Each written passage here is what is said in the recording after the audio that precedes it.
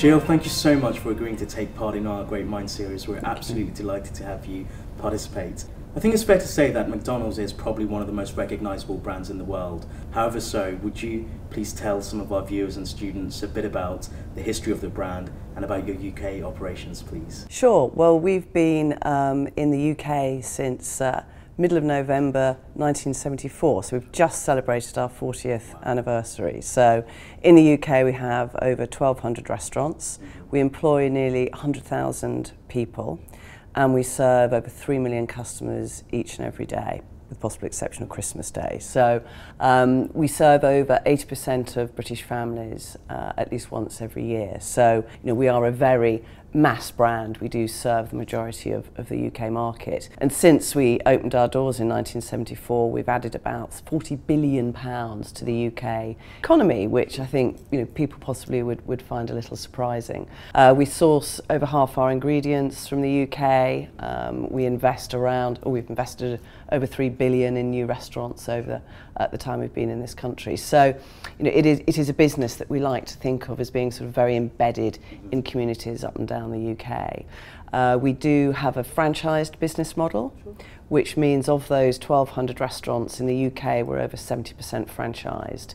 And our franchising model is that we like to, certainly in this country, franchise restaurants to local businessmen and women who ideally live in the community where their restaurants are going to be, and who are prepared not just to invest in their restaurants, but to operate them as well. And that's sort of very much kind of a key part of our business model.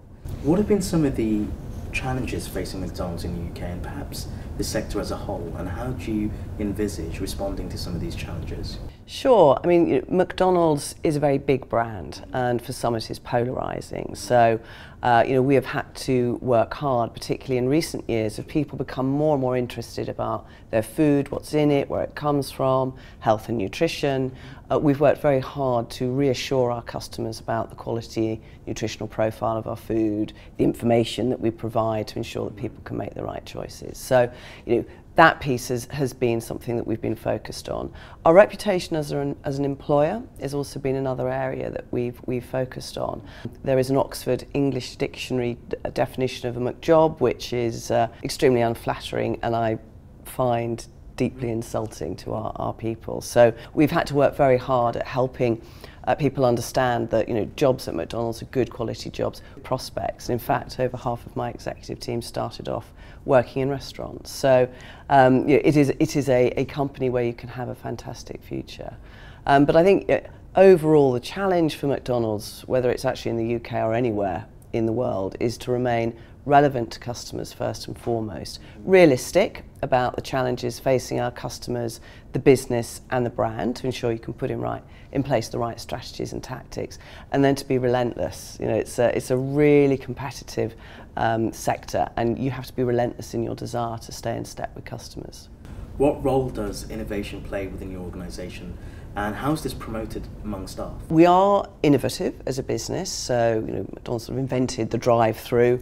We were the first restaurant chain to offer free Wi-Fi, to have free-range eggs throughout all our products. There's lots of innovation that we've created. We can also be a fast follower, though.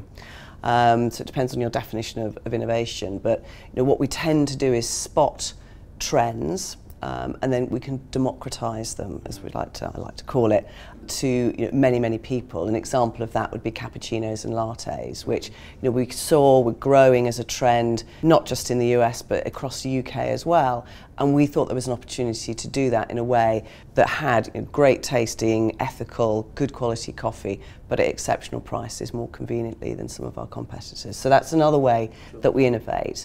How we bring innovation to life through our organisation and with our people is in a number of different ways. So we do invite ideas from our people. They're in talking to our customers every day, so they're a good source of ideas. But we also have something called the Plan to Win process, which is a process that goes deep into customer insight every year on an ongoing basis, but also involves our franchisees, so that the company, the franchisees are coming together, sometimes actually with our people as well as our customers, to ensure that we're staying in tune with customers' needs and are then able to either innovate or fast follow in the relevant areas. Can you give us any examples of any relevant, say, marketing technologies that you as an organisation have utilised in doing so? Marketing technology has become increasingly key in terms of engagement with many different consumer groups. And also, I think what's interesting is the role that technology is increasingly playing in customer experience in the retail and hospitality sector. Some recent examples from McDonald's probably plays initially in that engagement area. So that could be, in fact, at this very moment, we have a promotion called My Burger, which is basically an idea where we asked our customers to create what they would think would be the very best McDonald's burger. We then had a judging panel that looked at the best entries, and we had some voting to ensure that those weren't just our views, it was the views of our customers as well. And we've actually had 5 of those best ideas sold in our restaurants. So that's one example. Other examples would be around sampling, or we've just had our 40th anniversary, as I mentioned, and we invited customers to share their memories, and we'd reward them with a digital voucher as a result. And we had 750,000 hits on that particular area of the website. So, we're certainly finding that technology is a source of engagement for different consumer groups, specifically millennials, but not just exclusively millennials, is an growing part of our media mix. It's also enabled us to target more effectively, whether that's through different day parts, to different consumer groups, different occasions, different locations, not just through digital outdoor, but increasingly through radio technology and TV technology. So it's certainly a growing part. I think what's interesting looking ahead is how technology can help improve the customer experience for our customers. So whether that's through kiosks, which we're testing in a number of different locations, and mobile technology in the future. There is a lot of talk about how companies engage with customer information and this whole concept of big data. What is your understanding of big data, and how do you envisage big data sort of driving business growth? Taking that data and being able to analyse it and turn that into relevant insight that enables you to improve the experience for your customer or create differentiation and competitive advantage for your business. If I was going to give some advice to your students, data analysts are pretty hard to find. Everybody's after them, so it's a really good career option. For us, we're not there yet, but increasingly being able to have a single customer view where you understand your customers' attitudes to you, their transaction behaviour, how they're engaging through social media with you or about you, is a really important part of having insight in today's world. So that is an area that we're focused on. I'm a massive believer in customer insight. I don't care about the data. I want the insight that data provides. And I think it's quite easy to be data rich and insight poor. So really being able to ensure that you're creating relevant insight from what could easily become an overwhelming amount of data, I think is a challenge, not just for us, but many organisations. This brings me on to the question about how we can work with organisations such as McDonald's or the higher education sector as a whole in terms of delivering future talent. What are your thoughts on that? Well, I think the hospitality industry in general can be thought of as a bit of a Cinderella industry, hard work and not very glamorous. It is a hard work industry. It has its glamorous moments, it has its not glamorous moments, as all jobs do. But it is a very important sector to this country. I think it's worth around 40 billion and employs over 1 million people a year just in the UK. So it is an important sector. We do work with a number of different educational establishments. We work with People First, we work with Manchester Metropolitan University as an example on foundation degrees that they work with us to provide for some of our people. So I think it is important for businesses to reach out, but also for universities and academic establishments to reach into business and to kind of get behind the scenes and to really understand what skills and capabilities the businesses are looking for, and then to have a very honest assessment as to whether with knowledge that is an area that you want to go into. What are some of the key values that people at McDonald's share? In your career, you have to wake up every day and feel comfortable that you are, you're doing something that you feel is worthwhile, and there is a synergy between your outlook on life and your personal values and the organisation's values. So for McDonald's, integrity is really important to us. You are dealing with the public. We are a market leader. We have responsibilities. So really scrupulous integrity is important. Being committed to your own development and truly the development of your people. We are a really people-focused organisation, and you've got to truly believe that the way you will ultimately achieve is through having that intellectual curiosity, desire and drive to always be improving yourself, but also to impart that to your people, and especially as I'm sure many of your students would be in management and leadership positions, that desire to do what is good for your people is absolutely mission critical. So, and hard working. This is not I can sit in an ivory tower and kind of dispense wisdom to the masses and everybody will get on with it. That's not the kind of ethos of McDonald's. You've got to be prepared to roll your sleeves up. What kind of leader are you, Jill? And do you believe leadership can be taught? And what do you look for leaders who work for you? I think you can be taught some of the frameworks around leadership, and I think you can be taught, whether it's through case studies or whatever mechanisms, lessons from other leaders and case studies of failures, and which are as important as learning from successes. So I certainly think there is an element that can be taught. There is nothing like, though, putting into practice the theories that you learn through academia. So I don't think when I was at university, I don't think I was taught particularly leadership. I was taught about management, which I think is a bit of a different topic. So I would describe myself as trying to be a balance of a head, heart and guts leader. I do like fact-based decision making. Everybody's got opinions, which is valid, but when it comes to decision making, we have to be fact-based.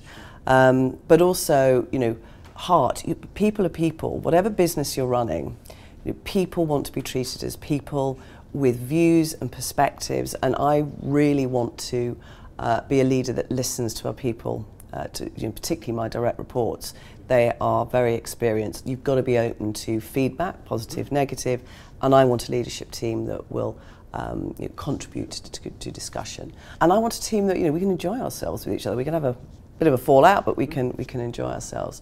And somebody once did say to me something that I do remember around guts, which is you can listen, and you do need to listen to your people, your customers, and your team. And you could say listen and lead. You have to listen but lead. You have to make tough calls. That is part of being a leader. You have to choose where you're going to focus resources. So being able to have the guts to make a call is important, and then to take possibly some personal risks. When I first joined McDonald's, a guy called Steve Easterbrook, who was the previous CEO of the UK, came in at a really difficult time when the business was not performing well, and within, I may get the timeline slightly wrong, but within about 2 months, if not sooner, of taking on his first CEO role, he chose to appear on Newsnight to go head-to-head with Eric Schlosser, one of the biggest critics of McDonald's. And I always thought that was a really personally brave thing to do. And it paid off and created a lot of internal pride and really started to change the conversation about McDonald's. So, I think you can be taught frameworks, nothing like experience, and you can also learn from those around you. What would you say has been the most important business lesson you've learned as a student, and maybe professionally as well? I think as a student, I did a business degree actually, and I listened to my gut as to what interested me most. And I know accountancy and finance is absolutely mission critical. Didn't really turn me on that much. Marketing was what personally really interested and appealed to me, and I listened to my gut around that being the area that initially, to start my career, I wanted to get into. So, you know, as your students, you know, have the benefit of learning about many different functions and areas of business, listen to what connects with you and don't force yourself into something just because you think it's going to tick a box in your CV. You've got to be passionate about what you do. You know, I'm sure your students will be, you know, working hard throughout their careers, and you've got to wake up every morning, perhaps not every morning, but the majority of mornings thinking, good, I'm going into pursue X, Y and Z career, and that is something that's going to excite me and interest me throughout the years. So listen to your gut as you go through your business learning. And I think professionally, and particularly sort of in your more early days in a career, I can't tell you the number of times earlier on I used to sit in meetings and think, I don't understand that, but everybody else is sitting around looking completely, you know, as if they understand everything that's being talked about, and I don't understand it. And so I'd often just sort of not ask the question. Then you'd walk out of the meeting and, you know, 90% of people would be going, I didn't really understand that. You know, so have the courage to ask questions. Asking questions is a wonderful, wonderful way of perhaps challenging, but doing so in a respectful way, ensuring that A, you do understand what's going on, and B, almost giving permission for the rest of the room. So I wished I'd asked some more questions, and I wished, you know, as a marketeer, I spent certainly the earlier part of my career thinking about how to appeal to customers, using insight, you know, creating strategies, tactics to appeal to customers. That, using that philosophy on engaging and influencing internally within organisations, I think is equally important. Not everybody sees the world as you see the world. If you want to be impactful and influence within an organisation, you need to be really attuned internally as well as externally. Finally, Jill, if you can give us any bit of advice to our students who are thinking about entering this sector, maybe working for McDonald's someday, what would this be? I would say, you know, particularly if it was McDonald's that your students were interested in, I'm sure you have the advantage of having some good holidays. Mm-hmm. So, you know, use the opportunity to go and work, whether it's with us or another hospitality provider. Go and get some practical experience that will help you frame and place in context some of the learning that you've had and applied into the real world. I think it will really give you a great start if you can take all that wonderful, you know, knowledge that you're gaining through your academic career, couple that with some experience, you know, whoever that be with, and I think that gives you a really good start in being able to A, decide what you want to do and what you're going to enjoy, and B, to really be in a position to hit the ground running when you do start work. Well, that brings our interview to an end. Jill, on behalf of everyone at London School of Business and Finance and Global University Systems, thank you so much. Thank you very much.